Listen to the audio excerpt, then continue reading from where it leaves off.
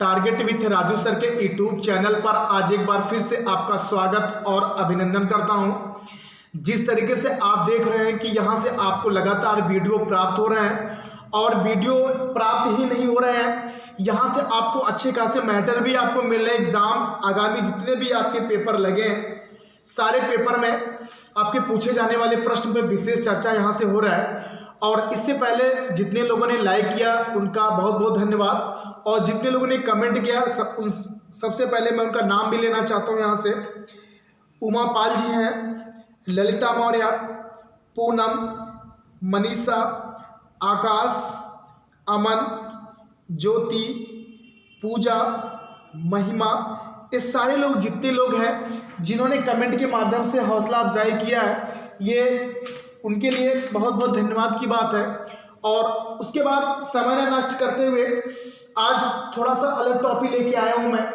हिंदी के प्रमुख कवि और उनके गुरु, यानी कि जितने भी प्रमुख कवि हैं लगभग आपके वनडे एग्जाम में पूछे जाने वाले, उनके गुरु कौन है ये एग्जाम में आपसे पूछा जाता है। ठीक है, तो सबसे पहले हम आपसे जिक्र करेंगे रामानंद के बारे में। ठीक है, तो रामानंद के गुरु कौन थे? ठीक है, ध्यान दीजिएगा, आप लोग लिखते भी चलेगा। ठीक है, ये रिवीजन हो जाएगा। राघवानंद कौन थे भैया? आपके रामानंद के गुरु कौन थे? राघवानंद। ठीक है, आगे चलते हैं हम लोग। अगला है सूरदास। सूरदास के गुरु कौन थे? बल्लभाचार्य। कौन थे भैया? बल्लभाचार्य जी थे। लिखते चलिएगा, सूरदास के गुरु आपके बल्लभाचार्य। ठीक है, आगे आपका आता है तुलसीदास। आगे आपका आता है तुलसीदास। तुलसीदास के गुरु कौन थे? बाबा नरहरि दास। कौन थे? बाबा नरहरि दास। ठीक है, आगे लिखते हैं हम लोग बिहारी। बिहारी के आते हैं, बिहारी के भी गुरु कौन है? बाबा नरहरि दास। ठीक है, सारे गुरु यहां से एग्जाम में आपसे पूछे जाते हैं। उसके बाद अगला है आपका कबीर। कबीर के गुरु कौन थे? रामानंद। कौन थे भैया? कबीर के गुरु, कबीर के गुरु आपके रामानंद। यहां देखिएगा, आप कभी मत हुइएगा, अगर आपसे कभी भी पूछेगा कि कबीर के गुरु कौन थे? रामानंद। रामानंद के गुरु कौन थे? राघवानंद। ठीक है, उसी तरीके से देखिए सूरदास के गुरु कौन थे? बल्लभाचार्य। अब बल्लभाचार्य के भी गुरु पूछा जा सकता है, तो नीचे अभी आपको जिक्र करना है उसका। आगे चलते हैं।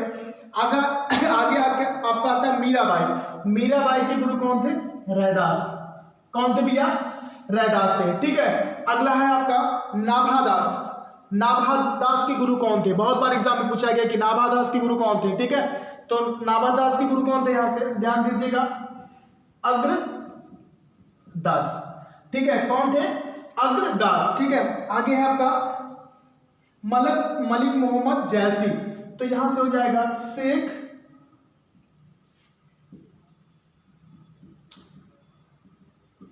ठीक, मलिक मोहम्मद जैसी के गुरु कौन थे? शेख, यहां पे शेख मोहिद्दीन। कौन थे भैया? शेख मोहिद्दीन थे। ठीक है, तो मलिक मोहम्मद जैसी के गुरु शेख मोहिद्दीन। नाभादास के गुरु आपके अग्रदास, मीराबाई के गुरु आपके रैदास, कबीर के रामानंद, बिहारी के बाबा नरहरिदास, तुलसीदास के बाबा नरहरिदास, सूरदास के बल्लभाचार्य, रामानंद के आपके राघवानंद। ठीक है, तो इसी क्रम को आगे बढ़ते हैं। आगे आपसे पूछा जाता है भारतेंद्र हरिश्चंद्र। भारतेंद्र हरिश्चंद्र के गुरु कौन थे? राजा, ध्यान दीजिएगा, राजा शिव प्रसाद। राजा शिव प्रसाद सितारे। कौन थे भैया? राजा शिव प्रसाद सितारे। किसके थे? हरिश्चंद्र राजा, तो राजा शिव प्रसाद सितारे जी थे। आगे है मैथिली शरण गुप्त। मैथिली शरण गुप्त के गुरु कौन थे? आचार्य, ध्यान दीजिएगा, लिखिएगा आचार्य महावीर। आचार्य महावीर किसके गुरु? मैथिली शरण गुप्त के। ठीक है, आगे चलेगा मुंशी प्रेमचंद और निराला। ध्यान दीजिएगा, मुंशी प्रेमचंद और निराला, यहां देखिएगा हजारी प्रसाद द्विवेदी। ठीक, आगे बल्लभाचार्य। देखिएगा यहां आगे आपका बल्लभाचार्य के गुरु कौन थे? बल्लभाचार्य अभी मैंने जिक्र किया कि सूरदास के गुरु कौन थे, बल्लभाचार्य। अब बल्लभाचार्य के गुरु कौन थे, ध्यान दीजिएगा, लिखिएगा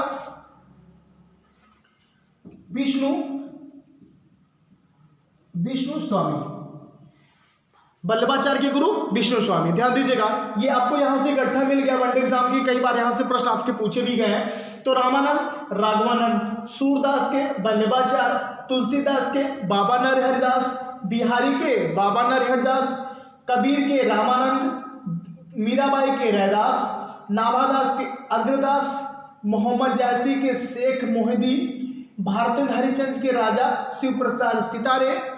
उसके बाद आपका है मैथिली सड़गुप्त, आचार्य महावीर, मुंशी प्रेमचंद, निराला। दोनों जी के अलग अलग हैं यहाँ पे। तो दोनों के गुरु कौन थे, हजारी प्रसाद द्विवेदी जी, बल्लभाचार्य के विष्णु स्वामी।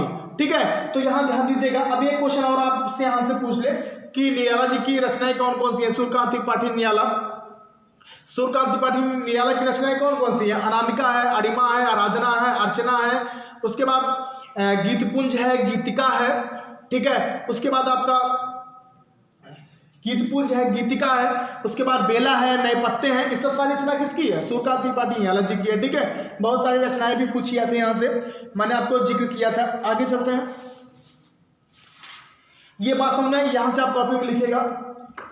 उसके बाद हम जिक्र करेंगे आपसे कि ज्ञानपीठ पुरस्कार के बारे में। सबसे ज्यादा आपसे पूछा जाता है यहाँ से हिंदी में, चार पांच लोग महत्वपूर्ण है जहां से ज्ञानपीठ पुरस्कार एग्जाम में हमसे पूछा जाता है। सबसे पहले अगर मैं बात करूं कि जैसे महादेवी वर्मा जी को ज्ञानपीठ पुरस्कार किसके लिए मिला था, ठीक है, उनकी रचना कौन सी थी। उसके तरीके से आपका सुमित्रानंदन पंत जी हो गए। सुमित्रानंदन पंत जी को कब मिला, किसके लिए मिला। ठीक है, यहां से ज्ञानपीठ पुरस्कार इंपॉर्टेंट है, तो ध्यान दीजिएगा। सबसे पहले हम बात करेंगे सुमित्रानंदन पंत जी की। ध्यान दीजिएगा, ज्ञानपीठ पुरस्कार आप हेडिंग डाल लीजिएगा यहाँ पे, हिंदी साहित्य में ज्ञानपीठ पुरस्कार। ठीक है, शॉर्टकट में लिख दे रहे हैं यहां से ज्ञानपीठ पुरस्कार। ठीक है, ज्ञानपीठ पुरस्कार। तो सबसे पहले हम बात करेंगे सुमित्रानंदन पंत की। सुमित्रानंदन पंत को किस लिए ज्ञानपीठ पुरस्कार मिला था इनको, तो ध्यान दीजिएगा, लिखिएगा चितंबरा के लिए। किसके लिए भैया, चितंबरा के लिए मिला था। और कब मिला था यह भी इंपॉर्टेंट है, 1968 में। कब मिला था, 1968 में। ठीक है, आगे चलते हैं। उसके बाद बात आती है रामधारी सिंह दिनकर की। ठीक है, रामधारी सिंह दिनकर इनको किस लिए मिला था, ध्यान दीजिएगा। रामधारी सिंह दिनकर को किसके लिए मिला था और कब मिला था, यह पूछा जाता है। कब मिला था, क्रम से चल रहे हम लोग। इनको मिला था आपको उर्वशी के लिए। किसके लिए भैया, उर्वशी के लिए। और कब मिला था, 1972। कब मिला था, 1972 में। ठीक है, उसके बाद रामधारी सिंह दिनकर की रचनाएं कौन कौन की है, अर्धस्वर नारी हो गया।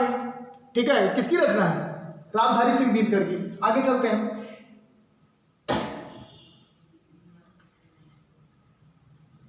आगे सच्चिदानंद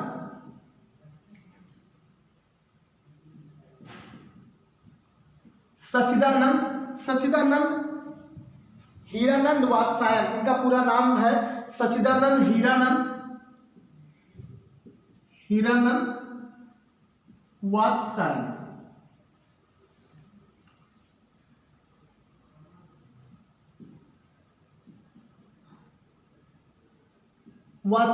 इनको किस लिए मिला था, कितनी नावों में कितनी बार, किस लिए मिला था, कितनी नावों में, ध्यान दीजिएगा, कितनी नावों में कितनी बार,